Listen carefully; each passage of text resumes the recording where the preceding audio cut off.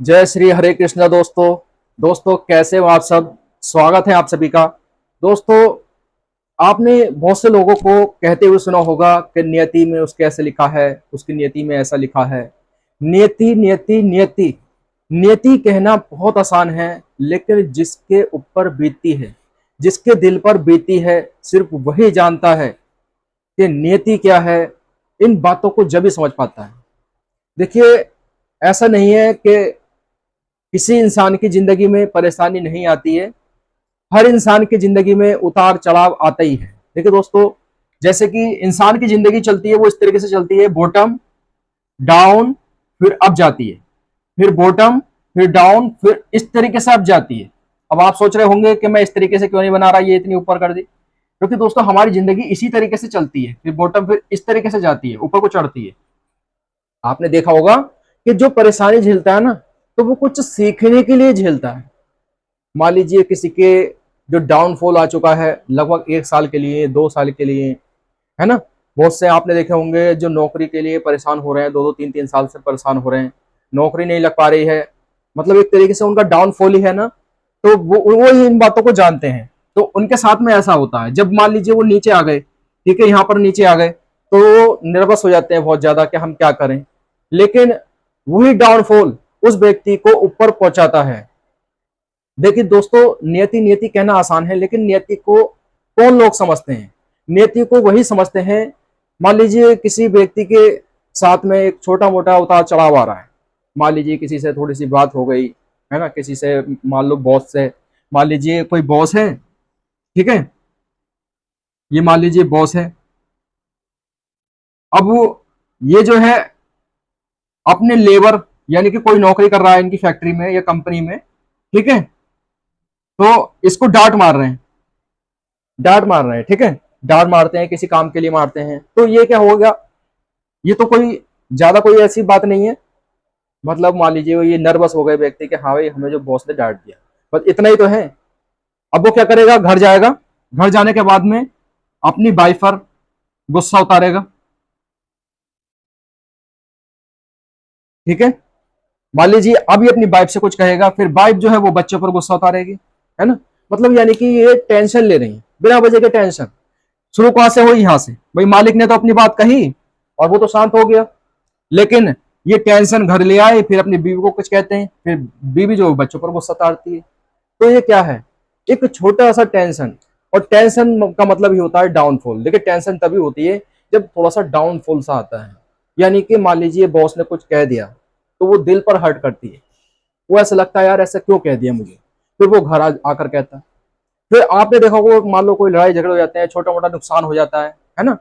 एक दिन का नुकसान हो जाता है। मैंने देखा बहुत से, देखो कोई काम वाम करते हैं तो एक दिन, मान लीजिए जैसे बरसात का समय चल रहा है, कोई व्यक्ति कोई काम खोलो, यार यार आज तो काम चल, आप तो काम ही नहीं चला आज तो, है ना। ऐसा कहते हैं, बहुत से कुछ कहते हैं। ये छोटा मोटा जो डाउनफॉल आता है ना, मतलब 10 दिन का, 15 दिन का, एक दिन का, यानी कि इतने दिन के जो डाउनफॉल होते हैं, तो इस पर आदमी ध्यान नहीं देता ज्यादा। लेकिन डाउनफॉल जब लंबा आता है, 6 महीने का, 1 साल का, तो इंसान प्रारब्ध को समझने लगता है। ये प्रारब्ध क्या है, नियति क्या है। दोस्तों, नियति यानी कि, नियति मतलब प्रारब्ध। दोस्तों, नियति कह लो या प्रारब्ध कह लो, नियति को समझने लगते हैं लोग, प्रारब्ध को समझने लगते हैं, इन चीजों में जानने लगते हैं। मतलब छोटा मोटा उतार चढ़ाव आता है तो कोई पंडित के पास नहीं जाता है ना। और बहुत से जो है एस्ट्रोलॉजर हैं, उनके पास में पामिस्ट हैं, है ना, इनके पास कोई नहीं जाता है। लेकिन जब बड़े उतार तब आते हैं, यानी कि लंबे टाइम के लिए आते हैं, यानी कि कोई डाउनफॉल आ गया, 6 महीने के लिए आ गया, बार बार नौकरी के लिए प्रयास कर रहा है व्यक्ति, उसकी नौकरी नहीं लग रही, बहुत सी कामनाएं हैं उसकी, कुछ करना चाहता है, कुछ मान लीजिए उसने सपना सोच रखा है, वो नहीं होता है ना। और जैसा वो सोच रहा है उसके साथ में उसका उल्टा ही हो रहा है, बहुत ज्यादा उसे लग रहा है यार 6-7 महीने हो गए, मेरे ही साथ ऐसा क्यों हो रहा है, लोग तो सही रह रहे हैं। तो वो क्या समझते हैं? फिर वो प्रारब्ध को समझने लगते हैं, भाग्य को समझने लगते हैं। और ये जो क्रियामान कर्म हम करते हैं, ये इसी से ही बाद में जो है संचित कर्म स्टोर होता है, फिर वो प्रारब्ध के रूप में आता है। तो ये कब समझता है व्यक्ति? जब ये समझता है। ये तभी जब डाउनफॉल लंबा आता है ना, तभी पामिस्ट को ढूंढते हैं, एस्ट्रोलॉजर को ढूंढते हैं, पंडित को ढूंढते हैं, और जो इन बारे में जानते हैं उसको ढूंढने लगते हैं। तो दोस्तों मेरे कहने का मतलब क्या है, मेरे कहने का मतलब यह है कि आपको बस इतना ध्यान रखना है कि आपको अपना मन हरण नहीं करना है, क्योंकि इंसान का जो मन है वो विचलित कर देता है। क्योंकि देखिए, जब बड़े उतार चढ़ाव आते हैं ना, तो मन एक तरह से मतलब बहुत बुरी तरीके से विचलित सा हो जाता है। एक ऐसा तरीका है जो आप अपने आप को बहुत शांत रख सकते हो, क्योंकि जो होता है वो अच्छे के लिए ही होता है। आप इस बात को समझ जाइए। अगर आप इस बात को समझ जाएंगे कि जो भी होता है वो अच्छे के लिए होता है, तो आप जो है बिल्कुल कभी भी नर्वस नहीं होंगे। आपने बीरबल और राजा की एक कहानी सुनी होगी कि राजा जो है एक बार जा रहे थे जंगल की तरफ, तो वहीं पर जो है बीरबल जाते हैं उनके साथ में। तो वो किसी तरीके से उनके जो अंगूठे में चोट लग जाती है, अंगूठे में बहुत ज्यादा चोट लग जाती है किसी वजह से, शायद तलवार निकालने की वजह से या किसी और वजह से जो है अंगूठे में चोट लग जाती है। तो बीरबल जो है ना, वो कहते हैं अरे राजा जी कोई बात नहीं है, जो होता है वो अच्छे के लिए होता है। अब वो क्या करते हैं, राजा जो है, राजा को गुस्सा आ जाता है, जो उनके साथ में सैनिक होते हैं वो जैसे पकड़ लो बीरबल को और इसे सुबह तक फांसी दे दो और इतने कोड़े मारो, इसे इतने कोड़े बरसाओ। इसने कैसे कहा, मतलब मेरे चोट लगी पड़ी है अंगूठे में और ये ऐसे बोल रहा है, इसे ले जाओ। अब उसे बीरबल को तो लेकर जाते हैं, वो राजा चलता रहता है जंगल में, तो फिर जो आदिवासी होते हैं वो मिल जाते हैं, जो हु हा करते हैं ना, वो पकड़ कर ले जाते हैं। तो वो क्या देखते हैं कि इनका जो अंगूठा है वो जो है एक तरीके से कट चुका है। जब अंगूठा कट चुका है तो वो आदिवासी कहते हैं कि इसका तो कोई फायदा ही नहीं है, जब इसका अंगूठा कट चुका है, इससे खून निकल रहा है, तो इससे तो कोई फायदा नहीं है, बोले इसे छोड़ ही देते हैं। जब राजा को वो छोड़ देते हैं तो राजा को फिर अपनी गलती का एहसास होता है। राजा कहते हैं अरे यार ये तो बहुत अच्छा हो गया कि मेरे अंगूठे पे चोट लग गई, नहीं तो ये मेरी बलि चढ़ा देते। लेकिन फिर ध्यान जाता है बीरबल पर कि यार बीरबल ने बिल्कुल सही कहा, तो वो तुरंत भागे भागे दौड़े जाते हैं। जब तक सुबह होने को होती है उससे पहले वो पहुंच जाते हैं और वो कहते हैं बीरबल से कि बीरबल मैंने जो बहुत गलत करा आपके साथ में, मुझे माफ कर दो। तो वो कहते हैं बीरबल उनसे कि नहीं राजा, जो होता है वो अच्छे के लिए होता है। वो कहते हैं कि इसमें क्या अच्छा है, मैंने तुम्हारे ऊपर कोड़े बरसाए और मैंने फांसी की सजा तुम्हें दे दी, तो इसमें क्या अच्छा है। तो बीरबल कहते हैं कि देखो, अगर तुम्हारे सैनिक तुम्हारे साथ में जाते और या मैं तुम्हारे साथ में जाता तो वो तुम्हें तो छोड़ देते और हमारी बलि चढ़ा देते। तो दोस्तों ऐसा ही होता है। तो इस बात को आपको समझना होगा कि जो भी होता है सबके साथ में नियति जुड़ी हुई है। मान लीजिए आपने देखा होगा, मान लो जो 80% जो लोग होते हैं, 80% लोग वो गलत भटक में हैं, यानी वो गलत जगह भटके हुए हैं, और जो 20% है वो अपने सही मार्ग पर है। 20% लोगों के पास जो है 80% पैसा है और 80% लोगों के पास में 20% पैसा है। और इतना ही लोगों को देखिए, पैसा भी हर व्यक्ति नहीं कमा सकता, वो तो बात ठीक है। हाँ, जो 2 नंबर से पैसा कमा रहा है वो तो ठीक नहीं है, लेकिन कोई ईमानदारी के साथ में पैसा कमा रहा है ना, तो वो जब अपनी देखो सबसे पहले उसको अपने काबिल बनना पड़ता है। मान लीजिए आप 20,000 रुपये महीना कमाना चाहते हैं, 50,000 रुपये महीना कमाना चाहते हैं, तो आपको वैसा बनना पड़ेगा। और वैसा तब आप बन पाएंगे जब दुनिया को समझ पाएंगे, दुनिया की आपको समझदारी होगी। नहीं तो आप छोटी छोटी बातों पर गुस्सा करते रहेंगे, किसी ने आपसे कुछ कह दिया उस पर आप गुस्सा करने लगेंगे। तो ऐसे इंसान जो है ना वो तरक्की करते नहीं है। बातों को समझना होगा कि मान लीजिए किसी के साथ में सुख आ रहा है या दुख आ रहा है, मान लीजिए जो बोल रहा है, यानी कि जैसे कि इस व्यक्ति ने बोला, जो मालिक है, मालिक ने इसको बोला तो ये भी नियति में था, और इसने सुना ये भी नियति में था। तो आप सुन लीजिए इस बात को कि जो भी होता है वो नियति के अनुसार ही होता है, कि नियति जो है वो अपने अनुसार जो है वो काम करा लेती है। तो आपको बिल्कुल भी माइंड डिस्टर्ब नहीं करना है, क्योंकि ऐसा ही होता है दोस्तों कि प्रारब्ध या नियति दोस्तों एक ही बात होती है। जो प्रारब्ध में लिख दिया गया है, प्रारब्ध जो है ना ऑटोमेटिक ऐसे कर्म करा लेती है इंसान से। क्योंकि मान लीजिए कोई व्यक्ति है, तो वो जैसे क्रियमान कर्म कर रहा है तो वैसे ही वो संचित कर्म जो स्टोर होता है, फिर प्रारब्ध उसका बनता है। तो प्रारब्ध ने पहले ही ऐसा करवा लिया है, क्योंकि भगवान श्री कृष्ण कहते हैं, देखिए जब महाभारत हुई थी तो भगवान कृष्ण ने कह दिया था मैं तो इन्हें पहले ही मार चुका हूं अर्जुन, तुम्हें तो सिर्फ तीर चलाना है। यानी कि जो सब कुछ है वो पहले से ही लिखा हुआ है। सब एक तरीके से निमित्त मात्र हैं, आप हैं मैं हूं, सब निमित्त मात्र हैं, अपना कर्म कर रहे हैं। तो बहुत से कहते हैं यार कि सब निमित्त मात्र हैं तो अपना कर्म ना करें। देखो, जो व्यक्ति गलत थॉट्स लेकर आते हैं ना, तो वो भी निमित्त ही है, यानी कि वो भी नियति ने लिख दिया है कि ये गलत थॉट्स लेकर आएगा और ये कामयाब नहीं होगा, ये फेल होगा। बहुत से उल्टा सीधा बोलते हैं, यानी कि हर चीज को उल्टा ही ठहराते हैं, तो उनके साथ में ऐसा ही होता है। और मान लीजिए कोई व्यक्ति अच्छे कर्म कर रहा है, उसके क्रियमान कर्म अच्छे चल रहे हैं, तो बिल्कुल साफ रास्ता दिखाई दे रहा है कि उसके साथ में अच्छा होना ही वाला है। क्योंकि उसके क्रियमान कर्म अच्छे हैं तो संचित कर्म है वो स्टोर अच्छा होगा उसका, तो वैसे ही उसके यानी कि उसके प्रारब्ध में ऐसा ही होने वाला है।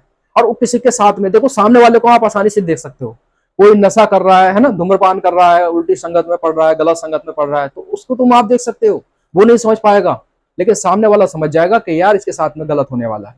क्योंकि जो गलत करता है, जिसके साथ मान लीजिए, मान लो वो अपना कर्म ऐसे ही बना रहा है, मान लो दारू पी रहा है ना, जुआ खेल रहा है और इधर उधर गलत संगत में पड़ा हुआ है, तो उसका रिजल्ट क्या होने वाला है बताइए आप। यानी कि उसकी संगत ही गलत है, तो सब कुछ उसका खराब ही होने वाला है, जो उसका प्रारब्ध है वो खराब ही होने वाला है। दूसरों को देखकर देखिए, लोग इस बात को तभी समझ पाते हैं जब वो जानते हैं कि प्रारब्ध क्या है, नियति क्या है। मैं अपनी बताऊं दोस्तों, देखिए पहले मैं भी नहीं जानता था कि यार ऐसा क्यों हो रहा है, लेकिन धीरे धीरे जब समय आता है, यानी कि धीरे धीरे जब समय बढ़ता रहता है, तो जब पीछे पलट कर देखते हैं, अरे यार ये सब कुछ ऐसे हुआ है।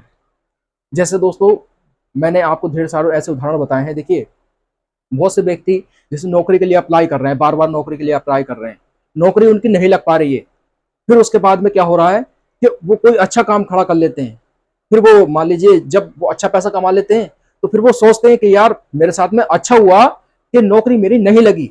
लेकिन जिस समय नौकरी नहीं लगती है ना, जिस समय 6 महीने का डाउनफॉल चलता है, बड़ा दुख सा होता है, मन भी कहता है यार सब कुछ छोड़ दे, कुछ नहीं करना है। बहुत से दोस्तों उल्टे सीधे कदम उठाते हैं, आपको पता ही है। मतलब दोस्तों हाई स्कूल में लोग फेल हो गए, मैंने देखा न्यूज़ पर कि एक छात्रा थी वो हाई स्कूल में फेल हो गई, अब उसको डर था कि माँ बाप मेरे क्या कहेंगे, और वो उल्टे सीधे कदम उठा लेते हैं। तो ऐसा नहीं करना है, ऐसा भी करते हैं। आपने न्यूज़ तो देखी होंगी दोस्तों, कैसे कैसे न्यूज़ें आती हैं। ये सब क्यों होता है? जो इन बातों को नहीं जानते हैं, नियति के हाथ में नहीं जानते हैं। किसी का बोलना भी नियति है, किसी का सुनना भी नियति है, ये सब नियति के हाथ में ही होता है। और जो इस बात को समझ जाता है वो वही समझ पाता है जो लंबे समय तक डाउनफॉल देखता है। देखिए हर व्यक्ति कहता है कर्म करो कर्म करो, माँ बाप कहते हैं कर्म करो, सभी कहते हैं कर्म करो, काम करते रहो, मेहनत करते रहो, कर्म करते रहो। लेकिन जो डाउनफॉल देख लेता है, डाउनफॉल देखने के बाद में वो कहता है थोड़ा पेशेंस भी रखो, थोड़ा धैर्य भी रखो।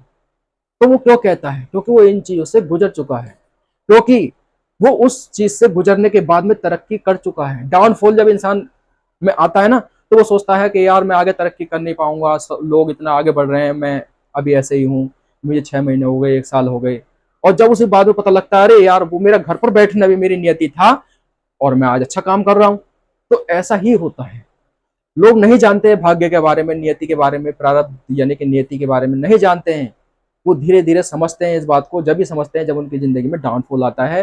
और जब डाउनफॉल आता है वो जब भी जाते हैं एस्ट्रोलॉजर के पास में, पामिस्ट के पास में, पंडित के पास में, जब इन बातों को समझते हैं, प्रारब्ध क्या है, भाग्य क्या है, ये सभी चीजें तभी समझते हैं। लेकिन बस आप सब बातों में से एक बात ये समझ लीजिए कि आपको अपने मन को कभी हरण नहीं करना है, मतलब मन से कभी भी आपको दुखी नहीं होना है। आपको सदैव ये समझना है कि जो भी होता है वो नियति के हाथ में, जो होता है वो प्रारब्ध के हाथ में। क्योंकि देखिए आपने एक सॉन्ग सुना होगा कि पता नहीं किस रूप में आके नारायण मिल जाएंगे, है ना, ये जुबिन नौटियाल का गाना है। तो उसमें यही चीज बताई गई है कि जो सब कुछ है ना वो नियति के हाथ में लिखा हुआ है। नियति कभी भेद नहीं करती, जो लेती है वो देती है, यानी कि जो लेगी वो देगी जरूर। आप बेफिक्र रहिए, अगर वो ले रही है आपका टाइम खराब कर रही है तो आपको कुछ देने भी वाली है। जितना आपका टाइम खराब होने वाला उससे कहीं गुना आप तरक्की भी करने वाले हैं।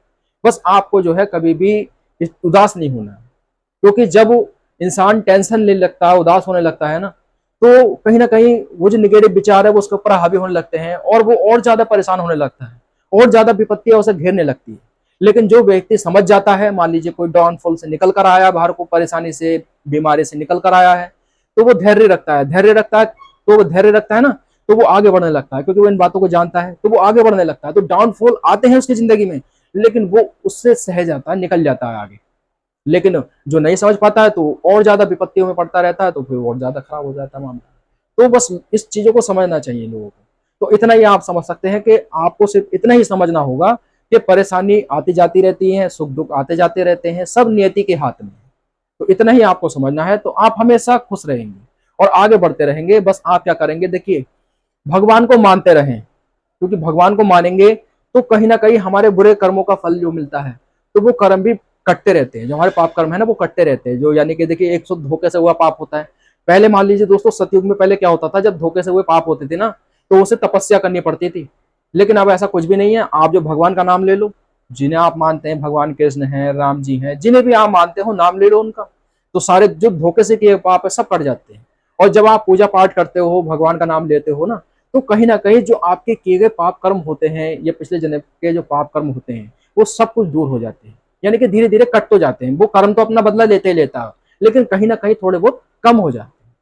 और आपको बिल्कुल फिक्र करने की जरूरत नहीं है, बस इतना सोच लीजिए कि जो भी होता है वो नियति के प्रारब्ध के हाथ में होता है।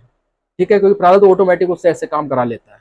अगर प्रारब्ध अच्छा किसी का बनना है तो ऑटोमेटिक उसके क्रियमान कर्म अच्छे ही होते रहेंगे, तभी उसके साथ अच्छा होगा। अन्यथा अगर प्रारब्ध में उसके दुख लिखा हुआ है तो वो ऑटोमेटिक जो है उसके क्रियमान जो वही होंगे, वो नशा करेगा, धूम्रपान जो करेगा, उल्टी सीधी हरकतें करेगा, ये सब चीजें करता रहेगा।